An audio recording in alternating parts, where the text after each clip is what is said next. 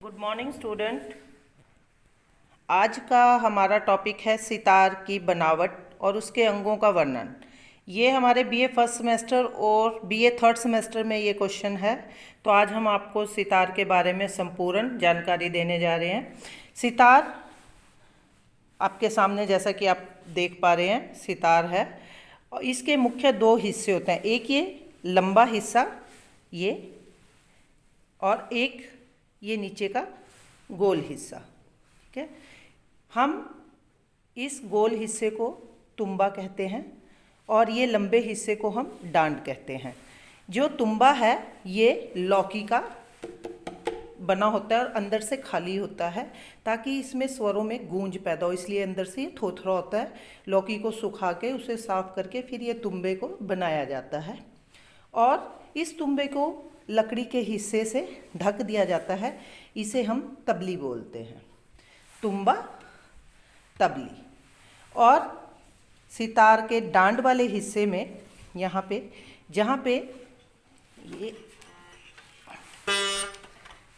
तुम्बा और डांड जुड़ते हैं इस स्थान को हम गुल कहते हैं। यहाँ से इन दोनों को जोड़ के फिर सितार के बनाया जाता है। ये तबली के ऊपर की तरफ इसे हम घुड़च या ब्रिज कहते हैं। इस पर सितार की मुख्य तारें टिकी होती हैं और ये नीचे छोटा घुड़च या ब्रिज होता है। ये लकड़ी का, हाथी दांत का, हड्डी का या फाइबर का बना होता है। ठीक है, डांड का ऊपर का हिस्सा भी लकड़ी का बना होता है जो अंदर से थोथरा होता है और डांड के ऊपर ये पर्दे बांधे जाते हैं जिन पे हमारे स्वरों की स्थापना होती है। ये पर्दे किसी भी धातु के, पीतल के, स्टील के, तांबे के हो सकते हैं। एक सितार में 19 या 20 पर्दे होते हैं और इनको पीछे की तरफ यहाँ तार से बांध दिया जाता है, इसे बांधनी कहते हैं। और तारों का एक हिस्सा यहाँ हमारे तुम्बे के नीचे की तरफ का जो पोर्शन होता है ये स्थान, इसको कील या गुल कहते हैं, कील कहते हैं या लंगोट कहते हैं। इस पर तारों का एक सिरा बंधा होता है और तारों का दूसरा सिरा डांड से गुजार कर खूंटियों पर बांध दिया जाता है।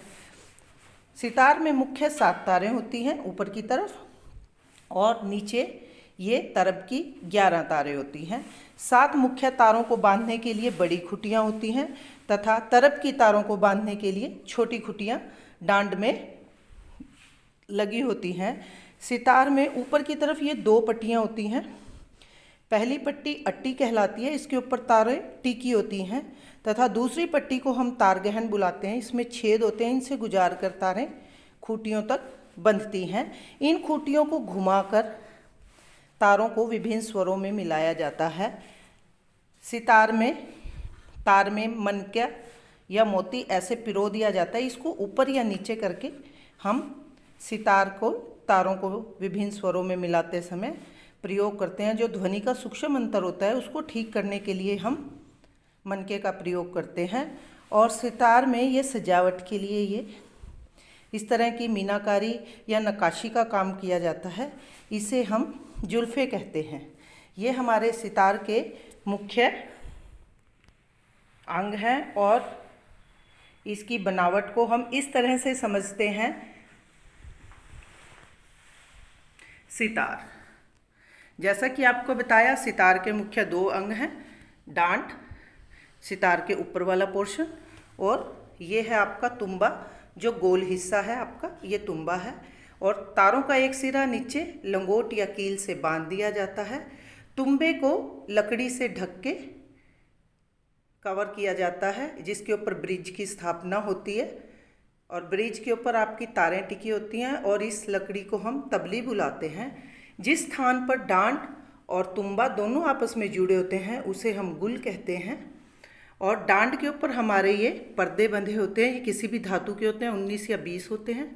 और पर्दों के ऊपर से तारें गुजरकर खूंटियों तक जाती हैं। एक सिरा तारों का खूंटियों पे बंधता है और ये पर्दे ख़त्म होने के बाद यहाँ ऊपर की तरफ 2 पट्टियाँ लगी होती हैं। पहली पट्टी अट्टी कहलाती है जिसके ऊपर तारें टिकी होती हैं और दूसरी पट्टी को हम तार गहन बुलाते हैं, जिसमें छेद होते हैं जिससे गुजार कर पट्टियाँ खूंटियों तक तारों का एक सिरा जाता है। तो इस तरह हमारे सितार के सभी हिस्से अंगों हमारे यहाँ पर आ जाते हैं, और ये जो सजावट या मीनाकारी है इन्हें हम जुल्फ़े कहलाते हैं। आपके सामने सितारों के सभी अंगों का नाम इस प्रकार से है: खूंटियाँ, तारगहन, अट्टी, पर्दे, तारें, डांड, गुल, तबली, ब्रिज, तुम्बा और नीचे कील या लंगोट। और सितार को बजाने के लिए हम अंगूठी नुमा इस मिज़राब का प्रयोग करते हैं, जिसे हम तर्जनी उंगली में पहनते हैं। तो ये हमारे सितार की बनावट और उनके अंगों का वर्णन सभी के सामने है। हम अपने नेक्स्ट वीडियो में सितार के तारों को मिलाने का विधि आप सबको बताएंगे। Thank you.